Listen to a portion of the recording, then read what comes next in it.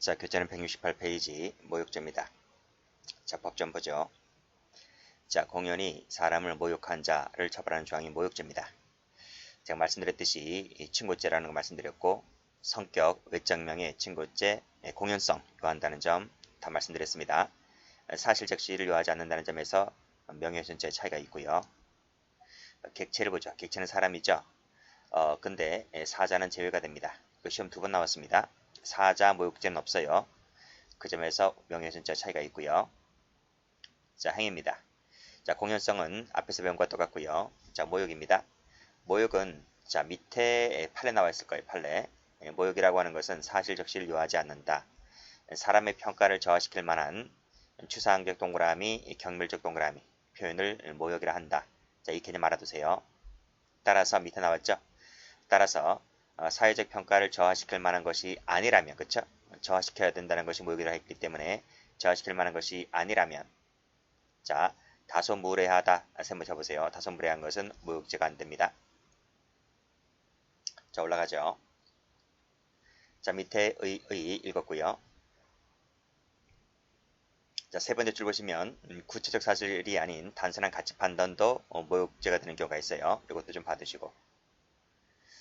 자, 그 다음 수단 방법에 제한이 없다. 부작위도 가능하다. 설명 가치를 가져야 한다고 되어 있습니다.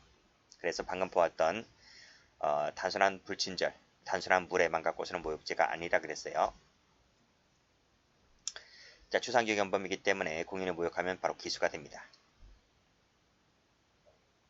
자, 밑줄 봐야 되겠죠? 밑줄, 경멸 밑줄 보시고 단순한 가치 판단도 포함되는 수가 있더라. 동그라미, 동그라미.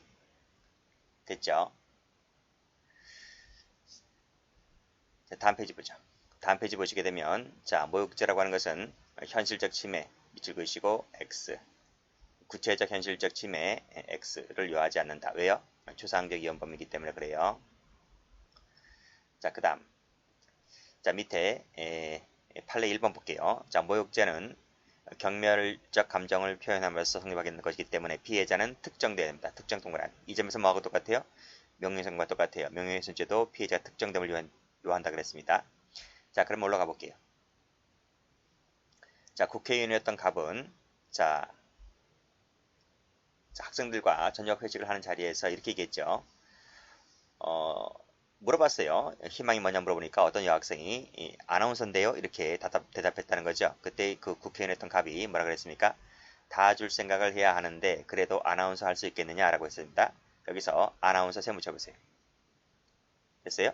자, 그러면 이 아나운서를 하려면 다 줄 생각을 해야 되는데 라고 하는 말이 아나운서에 대한 모욕이 될 수 있을까? 라고 하는 것입니다. 판례는 꺽쇠 1번에서 뭐라 했어요? 피해자가 특정되어야 한다 하는 것이에요.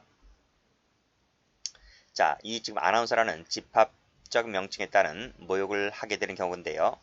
이 집합적 명칭을 썼다고 해서 다 모욕이 되는 게 아닙니다. 자, 밑에 판례가 뭐라고 하고 있냐면 자, 비난의 정도가 희석되었다는 거죠. 자, 희석되었단 말이 무슨 말이죠? 물을 탔다는 거예요. 물을 탔다. 물을 탔다고 했을 때에는 자, 물을 탔다고 했을 때에는 모욕죄가 되질 않아요. 그렇지만 자, 비난의 정도가 희석되지 않았다는 말은 물을 타지 않았다는 거죠. 그렇죠? 물을 타지 않았을 때는 그때는 모욕이 될 수가 있다. 그랬습니다. 그래서 이것도 좀 봐두세요. 꺽쇠 2번 체크하시고 집단 표시의 모욕이 모욕죄가 될까 안 될까를 나눠서 보셔야 됩니다. 그랬을 때 희석이 되었다면 모욕죄가 되지 않지만 희석이 안 되었다면 모욕이 된다는 식으로 이렇게 나눠서 공부를 해두시면 되고요. 자, 그 다음 꺽쇠 3번을 가보면 구성원 수가 적거나 수가 적어야 돼요. 수가 적거나 그 다음에 집단 내 개별 지칭 구성원을 지칭하는 것을 여겨질 수 있을 때에는 그때는 피해자가 특정된다 할 것이기 때문에 그때는 이 집단 및 표시에 따른 모욕이 모욕죄가 될 수 있다는 것인데요. 자, 올라가 보시면 지금 아나운서라 그랬잖아요. 뭐 KBS 아나운서다, SBS 아나운서다라고 말하지 않았거든요. 자, 아나운서라고 했을 때 전국에 있는 아나운서를 세봤습니다. 전국에 있는 아나운서를 세봤는데 약 300명 가량 정도 된다는 거예요. 그죠? 300명 가량, 300명 정도 이상이 될 수 있는 거죠. 왜냐하면 뭐 퇴직자도 있고 현직자도 있고 케이블 방송, 뭐 공중파 방송 등등 해서 아나운서까지 뭐죠? 라디오 방송까지 해가지고 300명 이상이 되는 적은 수는 아닙니다. 그렇죠? 그랬을 때 이 지금 피곤의 발언은 아나운서 일반, 그 일반을 대상한 것이기 때문에 따라서 구성원수가 적은 것도 아니고 그렇기 때문에 비난의 정도가 희석되어서 따라서 아나운서 자체에 대한 모욕죄가 될 수가 없다 그랬어요. 그래서 그 부분은 무죄로 판명됐던 사건입니다. 일단 이렇게 알아두세요. 꺽쇠 1번도 알아두시고 꺽쇠 2번도 알아두시고 꺽쇠 3번도 개별적으로 알아두시고 그 다음에 이 사안처럼 다 줄 생각을 해야 되는데 아나운서 할 수 있겠느냐라고 했을 때 모욕죄가 되지 않는다. 이렇게 정리해 두시면 될 것 같아요. 다음 페이지 가보죠. 자, 우리 판례가 모욕죄라고 인정했던 판례들 동그라미 한번 쳐보겠습니다. 망할년 동그라미, 똥꼬다리 같은 놈 똥꼬다리 동그라미, 애꼬는 동그라미, 잡년 동그라미, 하나씩만 동그라미 치시면 돼요. 계집년 동그라미, 늙은 환양년 동그라미, 뜻보잡도 한번 나온 적이 있습니다. 동그라미. 그 다음에 젊은 놈의 XX야 순경 XX, 요 순경 할게요. 순경 XX 동그라미. 이거 모욕으로 봤어요. 뭐야 개 XX야 개 XX 동그라미. 이런 것들 다 모욕죄로 봤습니다. 19번 판례가 17년도 나왔네요. 자, 그 다음 거 볼게요. 자, 이거 많이 나왔죠? 부모가 그런 식이니 자식도 그런 식이다라고 했을 때 그런 식 셈을 치시고 이 그런 식이라는 것이 좀 막연하다는 거예요. 그렇기 때문에 나와 있죠 밑에. 그런 식이 어떤 식인지 약간 막연하기 때문에 이것만 갖고서는 모욕죄 되지 않는다 그랬습니다. 자, 요 2번 한번 체크 한번 해볼게요. 2번은 좀 달라요. 2번 보시면 자, 앞에 한번 가볼게요. 앞에 가보시면 여기 망할년, 그쵸? 망할년, 잡년, 뭐 창녀 같은 년, 계집년, 첩년, 환양년 이런 년들은 다 되는데 왜 쌍년은 안 될까요? 이건 왜 안 될까요? 이것도 되긴 돼요. 되긴 되는데 모욕죄가 되려면 공연성을 갖춰야 된다 그랬어요. 공연성. 근데 그 밑에 게 더 중요한 겁니다. 그것이 어딥니까? 여관방이죠. 여관방 안에는 피고인, 그처, 그 다음에 딸, 사위, 매형밖에 없었다는 거죠. 그 말은 무슨 말이죠? 공연성이 부정된다. 공연성이 부정된다. 그렇죠? 공연성이 부정되는 것이기 때문에 어떤 것도 안 되는 거예요. 그래서 여기서도 모욕죄의 구속요건 대상성이 탈락된다. 이렇게 봤습니다. 아시겠죠? 근데 만약에 이렇게 가까운 친인척이 아닌 그 외의 사람이 개입되어 있었다면 이 쌍년 이렇게 말한 것도 충분히 모욕이 될 수 있는 거예요. 근데 이것은 뭐다? 이것이 공연성이 탈락되었기 때문에 죄가 되지 않는다. 이런 식으로 봐두셔야 됩니다. 자, 3번 가보죠. 자, 3번. 임차인 대표회의 전임 회장을 비판하면서 전 회장의 개인적인 의사에 의해서 주택공사의 일방적 견해에 놀아난다. 이렇게 말했습니다. 여기서 일방적인 견해에 놀아난다 세무 쳐보세요. 라고 했을 때 모욕죄가 되지를 않는다. 이렇게 봤습니다. 왜냐하면 일방적인 견해에 놀아난다는 말은 자기 주장을 관철시키지 못하고 저쪽에 일방적으로 끌려다닌다는 표시로 되는 거예요. 이게 그렇게 해석이 되는 것이기 때문에 이렇게 말하는 것은 모욕죄로 보지 않았다는 것도 좀 알아두시고 출제가 된 적이 있습니다. 그러니까 여기서 이 회장이라는 사람이요. 이 회장인 사람이 여기저기 끌려나가는 거예요. 그렇게 해서 했던 사건인데 받으시고 그 다음에 이것도 한번 보죠. 자, 지금 나이 어린 친구가 나이 많은 사람한테 이렇게 얘기합니다. 야, 이따 일을 할래? 나이 처먹은 게 무슨 자랑이냐 이렇게 말했습니다. 나이 처먹은 게 요새 묻혀보세요. 이런 것은 역시 모욕죄로 보지 않았어요. 자, 5번도 보시면 경찰관이 늦게 도착한 데에 대해 항의하는 과정에서 경찰관에게 뭐라 그랬습니까? IXX 이렇게 말했습니다. 이것도 안 된다 그랬어요. 여기도 보시면 피고인보다 15세 연장자임에도 불구하고 그렇죠? 그럼에도 불구하고 그 사람의 이름을 불렀다는 거겠지? 그렇죠? 이것도 모욕죄가 되지 않는다 그랬습니다. 자, 7번 가보시면 공황장애 키읔 한 것도 이것도 되지 않는다 그랬습니다. 그렇게 해서 정리해 두시면 될 것 같아요. 그렇죠? 자, 그 다음 위법성 파트 가보겠습니다. 자, 310조가 정되지 않습니다. 명예훼손죄와는 다르게 이것도 좀 알아두시고요. 자, 밑에 판례 보시면 자, 어떤 글이 모욕적인 표현을 포함하는 것을 담고 있다 할지라도 그렇죠? 그러면 모욕적인 표현을 담고 있다는 말은 구속요건 해당성이 인정된다는 말입니다. 그렇지만 그 시대의 건전한 사회 통념에 비춰봤을 때 그것이 통념 사회상계에 위배되지 않는다고 했어요. 위배되지 않는다고 한다면 위법성이 조각된다. 아시겠죠? 다시 한번 정리할게요. 모욕적인 표현을 썼다고 하면 일단 구성요건에 따라서 인정됩니다. 그렇지만 그 표현이 그 시대의 건전한 사회 통념에 비춰봤을 때 사회생계에 위반되지 않는다면 위법성이 탈락. 아시겠죠? 자, 그런 내용들이 밑에 나와 있습니다. 자, 채권 주심 세무 쳐보세요. 그때 채권자가 채무자에게 뭐라 그래요? 약간의 모욕적 언사를 합니다. 이랬을 때도 모욕죄가 되지 않는다 그랬고요. 2번. 자, 밑에 골프클럽의 운영상의 불합리성을 비판하는 과정에서 한심하고 불쌍한 인간 이렇게 말한다고 하는 것도 역시 조각된다고 봤어요. 자, 3번. 자, 방송국 MBC 방송을 보고 있는데 그 방송에 이제 프로그램에 이제 이런 내용 인간극장 같은 그러한 이제 시청자들의 인간극장이라고 하는 것이 연기자들이 하는 게 아니잖아요. 일반 사람들에 관련된 일상사가 이제 투여되어서 이제 방송이 되는 거잖아요. 근데 그 방송을 보고 있던 그 시청자가 홈페이지에 이렇게 글을 남긴 거예요. 그렇게 소중한 자식을 변명의 방패로 쓰시다니 참 대단하십니다. 이렇게 썼단 말이죠. 이것은 모욕적 구속요건에 해당되지만 위법성이 조각된다고 해서 죄가 되지 않는다 이렇게 봤습니다. 아시겠죠? 그러니까 시청자 게시판에 이렇게 한 글을 올렸다는 것은 위법성이 조각된다 이렇게 봤어요. 자, 됐고, 자, 그 다음에 타저의 관계 여기 1번만 체크를 해두세요. 1번의 시험 좀 나온 적이 있습니다. 외국 원수, 외국 사절 같은 경우에는 뭐다? 여기 모욕죄가 되는데 그게 중요한 게 아니고 여기 이때는 반의사 불벌죄라는 것을 알아두셔야 돼요. 아시겠어요? 외국 원수나 외국 사절에 대한 모욕죄는 반의사 불벌죄다. 친구죄 아닙니다. 이거 좀 조심하시고요. 색깔 한번 칠해볼게요. 여기 시험 나온 적이 있다. 됐죠? 나머지 건 됐습니다. 자, 다음 페이지 가죠. 자, 신용 업무 경매 관한 죄를 가볼게요. 여기 있는 죄 역시 마찬가지로 모두 다 추상적 용범입니다.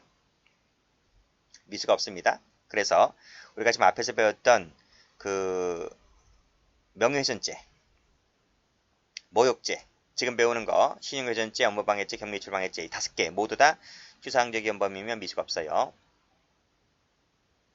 자, 법점 체계 한번 가볼게요. 자, 지금 배우는 신용훼손죄, 업무방해죄, 경매입출방해죄는 공효성을 요하지 않습니다. X라는 거 알아두셔야 돼요. 자, 그래서 법조문 가보시면 자, 313조 나와 있죠? 공효성이 있어 없어요? 없잖아요. 그러니까 법조문에서 공연이 이 말이 들어가면 틀려요. 됐어요? 그냥 허위사실 유포인 거예요. 공연이 허위사실 유포하면 틀려요. 자, 그리고 자, 일단 가볼게요. 밑에 가보시면 허위사실 유포입니다. 일단 동그라미 치시고요. 기타 위계입니다. 위계 두 가지입니다. 허위사실 유포 위계가 되는 거예요. 위력 있어요? 없어요? 위력은 없어요. 그래서 올라가 보시면 허위사실 유포 나와 있지? 있고 이게 없단 말이에요. 됐어요? 그 다음 업무방해죄로 가보면요. 업무방해죄로 가보면 이 세 가지가 다 있어요. 허위사실 유포, 위계, 위력이 모두 다 있다는 거예요. 됐어요? 그리고 경매입찰방해죄를 가보게 되면 위에 건 없고 이 두 가지만 있어요. 위계하고 위력만 있어요. 이거 외우셔야 돼요. 아시겠어요? 다시 한번. 경매입찰방해죄는 두 가지만 있다. 그리고 업무방해죄는 이 세 가지 전부 다 있다. 그 다음 신용훼손죄는 위에 두 가지만 있다는 거예요. 문제 내볼게요. 그럼 이 세 개의 죄에 모두 다 있는 건 뭐죠? 모두 다 있는 건 뭐예요? 이거죠. 위계는 여기도 있고 여기도 있고 여기도 있잖아요. 그렇죠? 그래서 이것도 한번 나온 적이 있습니다. 위계는 세 개의 죄 모두 다 구성요건 요소가 된다는 점 또 알아두시고. 이거 외워두세요. 시험 잘 나와요. 자, 그러면 신용훼손죄 가봅니다. 법조문 가봅니다. 법조문. 자, 법조문을 가보면 자, 공연이 한번 틀린다 그랬어요. 허위 사실 유포입니다. 사실입니다. 사실을 유포하는 거예요. 그래서 우리 사실이라는 말은 우리 어디서 배웠죠? 명예훼손죄 할 때 배웠어요. 사실 유포이기 때문에 따라서 나의 개인적인 의견이라든지 가치 판단을 얘기하는 것은 신용훼손죄가 되지 않아요. 사실 유포한 것이 아니기 때문에. 됐죠. 이것도 뒤에서 판례 나올 겁니다. 그리고 또 중요한 것이 뭔가 하면 신용훼손죄는 친구죄도 아니고 반의사 불벌죄도 아닌 거예요. 소추 조건이 없어요. 됐고 성격 나왔네. 성격. 보시면 경제적 측면을 강조한다는 점에서 앞에 거와 구별된다. 자, 그래서 명예훼손죄와 신용훼손죄를 비교해 보겠습니다. 자, 일단 보호정도 똑같아요. 그렇죠? 보호법익은 여기 외적 명의고 여기는 신용이고요. 공연성은 필요하지만 여긴 필요 없다 그랬고요. 자, 그 다음 법조문에서 허위사실이라 했잖아요. 허위사실 유포하는 것이 죄가 된다 그랬기 때문에 따라서 진실을 알린 것은 시행훼손죄는 죄가 되지 않는 거예요. 아시겠죠? 그리고 사자 같은 경우는 명예훼손죄만 있는 것이지 시행훼손죄는 없습니다. 그렇죠? 서추 조건은 여긴 필요 없다 그랬어요. 그래서 요 세 개의 점에서 전부 다 X인 거예요. 이것도 좀 알아두시고요. 자, 그러면 객체 한번 가봅니다. 객체는 신용이죠. 신용이라고 하는 것은 지불 능력, 지불 의사에 대한 신뢰를 말한다 그랬습니다. 자, 그래서 예를 한번 볼게요. 갑이 많은 사람 앞에서 을은 파산자니까 돈을 빌려주지 않는 것이 좋을 것이다 라고 거짓말을 했어요. 실제로 이 사람이 파산자는 아닙니다. 라고 했을 때 이 파산자라고 한 말은 그 사람의 지불 능력, 지불 의사를 깨뜨린 거잖아요. 그렇죠? 그렇죠? 원래 지불 능력도 있고 지불 의사도 있는 사람인데 그걸 없다라고 만들어버렸기 때문에 신용을 해친 거죠. 그랬을 때 이것이 바로 신용훼손죄가 될 수 있는 거예요. 됐어요? 사업이 실패를 했다. 돈을 빌려줘도 갚을 수가 없다라는 허위 사실을 유포했습니다. 이것도 마찬가지죠. 사업 실패하지 않았어요. 얼마든지 충분히 돈 있는 사람이고 돈을 빌려줘 돈 갚을 능력 있는 사람인데도 불구하고 이렇게 헛소리했기 때문에 죄가 되는 것이죠. 이렇게 이것이 바로 지불 능력과 지불 의사에 대한 신뢰를 말한다. 그 대표 징계가 이 두 가지입니다. 따라서 밑에 판례 보시면 저 물건 가지 마라. 저 가게 가지 마라. 저 가게는 참 비싸게 팔어. 이렇게 말했습니다. 참 비싸게 판다. 유달리 비싸다라고 했을 때 이것이 위에서 말하고 있는 지불 능력, 지불 의사에 대한 신뢰를 깨뜨린 게 아니잖아요. 그렇죠? 비싸다고만 얘기했지. 내가 뭐 빚 못 갚는다. 저 가게 망했다. 이렇게 얘기한 게 아니잖아요. 그렇죠? 그렇기 때문에 이때는 신뢰훼손한 것이 아니다. 이렇게 보시면 될 것 같아요. 그래서 시행훼손죄가 되지를 않았습니다. 자, 행위템 가볼게요. 허위사실 유포죠. 자, 여기서 사실이라 해서 사실. 자, 허위라고 했기 때문에 따라서 진실을 말한 것은 죄가 되지 않습니다. 두 번째는 사실이야, 사실. 이 사실을 얘기해야 돼요. 사실이라고 하는 것은 증거에 의해서 입증이 가능한 것을 사실이라고 하는 거예요. 아시겠죠? 그래서 단순한 의견이나 가치 판단은 사실이 아니기 때문에 이런 것을 얘기했다 하더라도 죄가 되지 않습니다. 됐죠? 그리고 사실이라고 하는 것은 보통 과거나 현재를 말하죠. 과거나 현재를 말한다 그랬습니다. 과거나 현재. 자, 장래의 사실은 원래 포함되지 않는 거죠. 장래의 사실은 포함되지 않는 것이지만 예외적으로 우리 앞에서 배웠죠.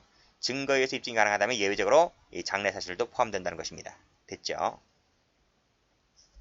자, 이 판을 한번 볼게요. 쭉 내려와서 보시면 이 판을 체크하세요. 자, 이 판을 본 적이 있을 겁니다. 총론 시간에. 자, 쭉 읽어보시고요. 아파트와 가재도구 일체를 가백여에게 담보로 제공했다.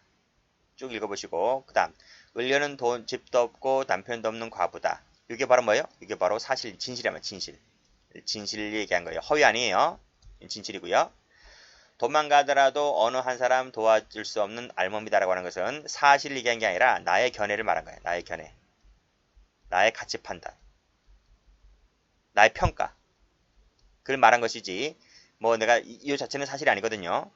이것을 말했다고 했을 때 이 피고인은 허위 사실을 얘기한 적이 없지. 이건 진실을 얘기했잖아요. 그렇죠? 그리고 사실 얘기한 바가 없죠. 이건 견해나 가치 판단을 얘기한 것이기 때문에 그래서 결국 시행죄가 되지 않는다. 그 뜻입니다. 그게 바로 다음 페이지 나와 있을 거예요. 자, 여기 나와 있죠? 사실 얘기해야 됩니다. 사실 얘기해야 되는 것이기 때문에 단순한 의견 X, 가치 판단 X를 말한 것은 사실이 아니다. 그래서 죄가 되지 않는다. 그 뜻이고요. 자, 집도 없고 남편도 없는 과부다라고 하는 것은 허위가 아니잖아요. 그렇죠? 이건 진실이란 말이에요. 진실. 이건 진실이란 말이에요. 그리고 개불입금을 모아서 도망간다 하더라도 책임지고 도와줄 수 없는 사람 취지, 그 취지, 요때 취지. 요 취지가 뭐예요? 취지라고 하는 부분은 나의 개인적인 의견, 평가란 말이에요. 평가이기 때문에 사실을 얘기한 적이 없어요. 이건 사실을 얘기한 적이 없다고요. 이건 사실이 아니기 때문에 결국 나는 허위 사실을 얘기한 적이 없습니다. 그래서 시행훼손죄가 되지를 않는다 이 뜻이고요. 꺽쇠 3번은 우리가 총론 시간에 배우면 총론 시간에 3번은 그래서 개주 업무를 대응하는 데 있어서 승인했다, 묵인했다는 사실이 인정된다면 피해자 승낙이 있는 부분이기 때문에 위법성이 조각된다. 그래서 업무방해죄 되지를 않습니다. 결국 무죄다 이 뜻이에요.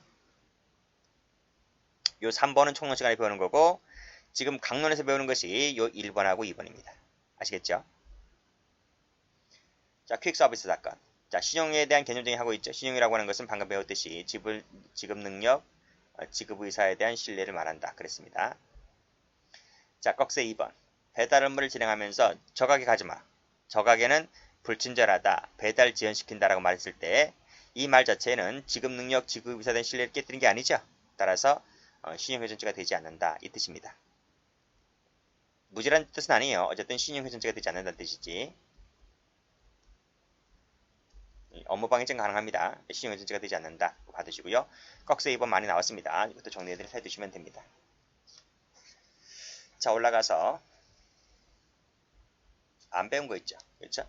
유포 배웠습니다. 유포는 불특정 또는 다수인에게 전파되는 것을 말하고 방금 배웠듯이 공연성은 요건이 아닙니다.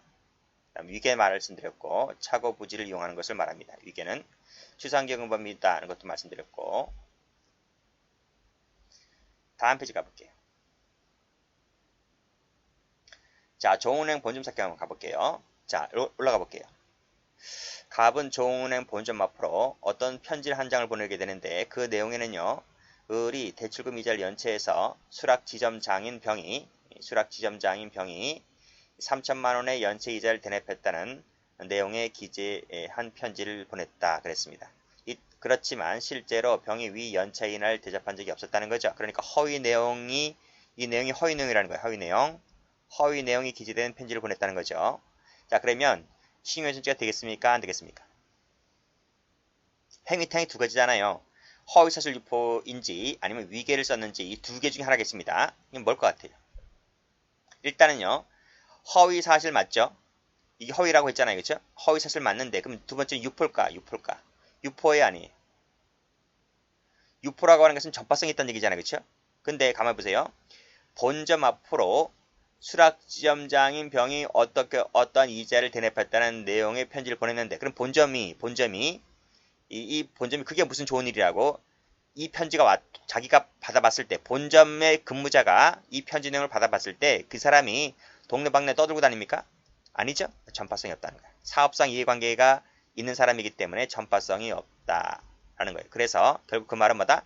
따라서 구성요건 요소에 해당되는 허위사실 유포가 없다는 거예요. 허위사실 얘기보다는 유포가 없다는 거지. 허위는 맞는데 그렇죠? 어쨌든 허위는 맞지만 유포가 안 되기 때문에 결국 허위사실 유포는 안 된다는 거지. 아시겠죠? 그럼 두 번째가 이제 위계입니다. 위계. 그럼 위계를 썼느냐 이런 말이거든요. 위계라고 하는 것은 상대방에게 오인차각 부지를 일으키게 하여 이를 이용하는 것을 위계라고 말했거든요. 근데 판례가 뭐라 그랬어요? 판례가 보면 피고인이 피해자에게 위와 같은 허위 내용을 기재한 편지를 은행에 송부하였다고 했을 때 그 은행에게 오인차각 부지를 일으켰기 때문에 그때는 위계가 될 수 있다는 것입니다. 그래서 죄가 되는 건 맞는데요. 어떤 죄가 된다고요? 위계에 따른 신용회전제를 인정했다. 이렇게 보시면 돼요. 그래서 요 사안을 두고 허위사실 유포에 따른 신용회전제가 된다. 그러면 틀려요. 위계에 따른 신용회전제를 인정했던 판례가 됩니다. 그 이유가 이제 판결 위에 나와 있는 거예요. 여기 나와 있지. 그 내용을 불특정 또는 다수인에게 전파시킨 경우에 해당한다고 보기 어렵다는 말은 허위사실 유포라고 인정하지 않았다. 그 말입니다. 자, 주관적 요건. 자, 이것도 앞에서 배운 것 똑같아요. 미필적 인식이면 된다. 그리고 허위 사실 유포한다고 했을 때 그 허위라는 점은 적극적 인식을 요하는 것이고요. 그렇죠? 요 미필적은 네 번째 요 미필적과 똑같은 말입니다. 자, 다음 명예훼손자의 관계. 이것도 한 적 있죠? 이거 2번 했을 거예요. 2번. 진실한 사실을 적시해서 두 개지 모두 다 훼손했을 때는 그때는 진실은 명예훼손죄만 구성요건 요소이기 때문에 307조 1항만 됩니다. 1항만 되는 것이지 그때는 모욕죄가 되지를 않는다. 그쵸? 자, 그렇지만 허위사실 유포를 적시해서 두 가지 모두 다 훼손했을 때는 특별관계 때문에 그때는 신용훼손죄만 됩니다. 이 두 가지 좀 알아두세요. 다른 시험에서 나온 적이 있습니다. 여기까지입니다.